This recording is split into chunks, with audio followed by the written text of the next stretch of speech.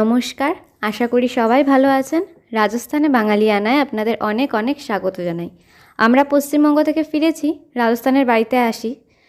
এখন এসে দেখছি যে আমাদের বাড়ির ব্যাক সাইডে পুরো ময়ূরীদের মেলা বসে গেছে। ময়ূরীগুলো অত সুন্দর নয় ময়ূরের মতন দেখতে, ময়ূরীগুলোর পেখম নেই। ছোটোবেলায় ভাবতাম যে ময়ূরদের পেখম থাকে না, ময়ূরীদের পেখম থাকে, কিন্তু সেটা ভুল ভাবতাম। এখন জানি যে ময়ূরীদের পেখম থাকে না, ময়ূরগুলোর পেখম থাকে। ময়ূরী দাঁড়িয়ে দেখো, চারটে, আর একটা আমাদের চালের ওপর। ওর জন্য আমাদের চালের ওপর মনে হয় ময়ূরটা নাকি।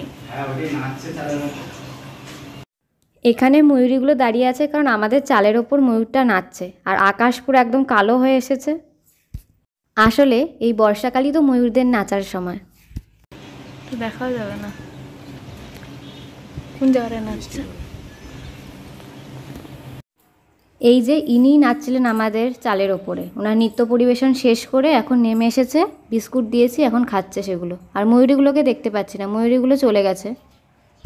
না হলে ওদের ছাদের মধ্যে নেমে গেছে, এখান থেকে নিচ থেকে বুঝতে পারছি না, দেখতেও পাচ্ছি না।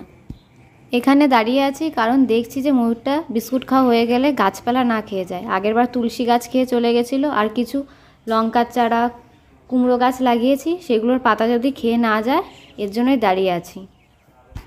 দুদিন তুলসী গাছ খেয়ে গেছিলো বলে তারাও দিয়েছিলাম, এরপর থেকে দেখি তুলসী গাছের দিকে যায় না। তাও ভরসা নেই, তাও দাঁড়িয়ে আছি, যদি চলে যায় তারপরে যাব।